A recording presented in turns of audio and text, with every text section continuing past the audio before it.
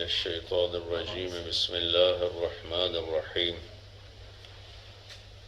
كل من عليها فان ويبقى وجه ربك ذو الجلال والإكرام فبأي آلاء ربكما تكذبان وقال تعالى كل نفس ذائقة الموت وإنما توفون أجوركم يوم القيامة فمن زحزح عن النار وأدخل الجنة فقد فاز وما الحياة الدنيا إلا متاع الغرور۔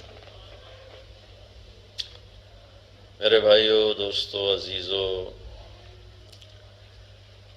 اس وقت میں بڑے کرب سے گزر رہا ہوں، بڑے غم اور صدمہ کی کیفیت ہے کہ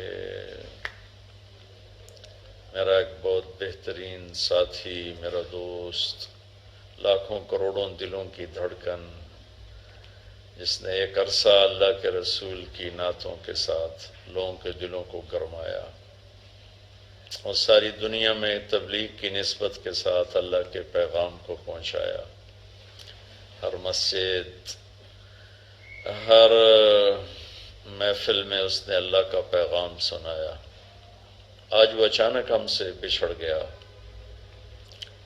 جانا تو طے ہی ہے، رہنا ایک دھوکہ ہے، جانا ایک حقیقت ہے۔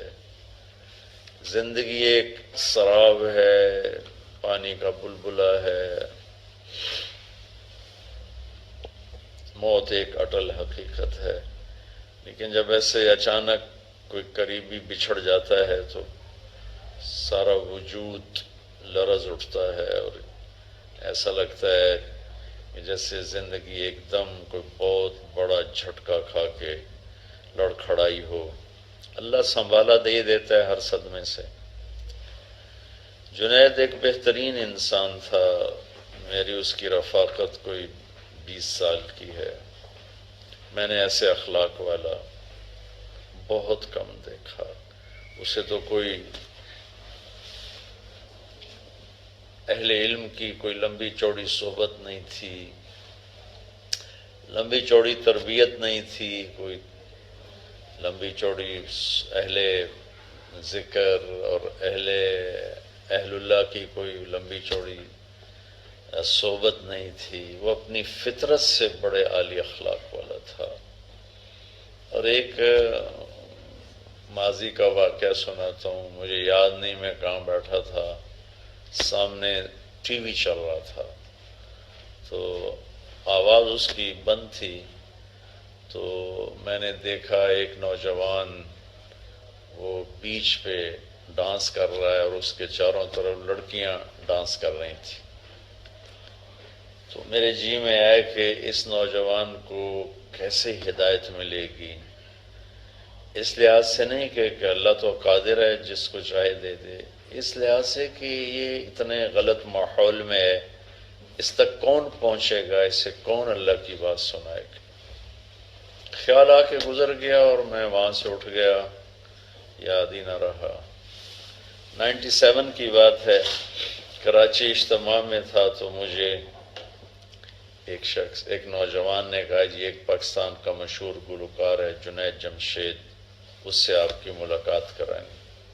میں نے کہا لے آؤ۔ تو جب وہ اندر آیا تو وہ وہی نوجوان تھا جس کو میں نے ٹی وی سکرین پر ناچتے ہوئے دیکھا اور اس کے ساتھ لڑکیاں ناچ رہی تھیں۔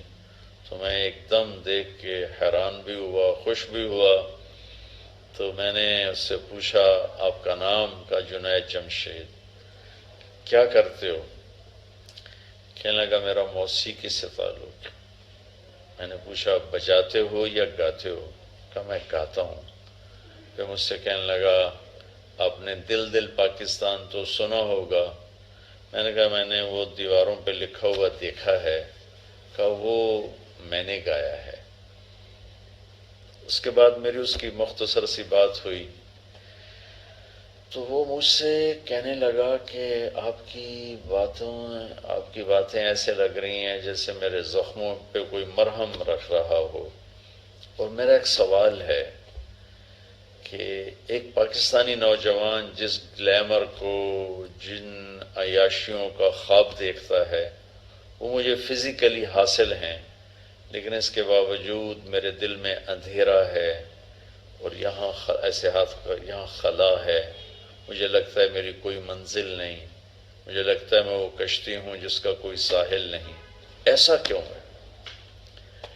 تو تفصیلی بات تو اب یاد نہیں، لیکن اتنا یاد ہے، میں نے کہا اس کی صرف ایک مثال سمجھو کہ تمہارے اس گھٹنے میں درد ہے اور تم اس گھٹنے پہ دوا لگا رہے ہو، تو دوا تو جا رہا ہے لیکن فائدہ نہیں ہوگا کہ جہاں درد ہے وہاں دوا نہیں پہنچ رہا، جہاں لگا رہے ہو وہاں درد ہے ہی نہیں۔ یہ جو خلا ہے، یہ جو درد ہے، یہ تمہاری روح کے اندر ہے، اور تم غذا پہنچا رہے ہو اپنے جسم کو، یہ میوزک، یہ گلیمر، یہ 5 سٹارز ہوٹل، یہ رنگینی، یہ تو جسم تک پہنچتی ہیں، روح کو ان سے کوئی مناسبت نہیں ہے۔ جس دن اپنی روح کو غذا پہنچاؤ گے تو اس دن اسے سکون آ جائے گا، چین آ جائے گا۔ اس قسم کی باتیں ہوتی رہیں۔ پھر جب وہ 4 مہینے کے لیے نکلا، کچھ عرصے بعد وہ 4 مہینے کے لیے چلا گیا، تو اس کا مجھے فون آیا بالا کوٹ سے کہ مولانا میں اس وقت ایک چھوٹی سی مسجد ہے، پرانی سی مسجد ہے، اور ایک پھٹی ہوئی چٹائی ہے جس کے اوپر میں لیٹا ہوا ہوں، ایک ٹوٹا ہوا فرش ہے، ہماری جماعت اس مسجد میں ہے، اور جس سکون کو میں 5 سٹار ہوٹلز میں ڈھونڈتا تھا اور موسیقی کی محفلوں میں ڈھونڈتا تھا۔ رحمۃ اللہ وبرکاتہ۔ بسم اللہ الرحمن الرحیم، والصلاة والسلام علی رسولہ الکریم وعلی آلہ وصحبہ اجمعین، اما بعد۔ اعوذ باللہ من الشیطان الرجیم، بسم اللہ الرحمن الرحیم۔ کل من علیہا فان ویبقى وجہ ربک ذو الجلال والاکرام، فبأي آلاء ربكما تكذبان۔ وقال تعالى كل نفس ذائقة الموت وإنما توفون أجوركم يوم القيامة فمن زحزح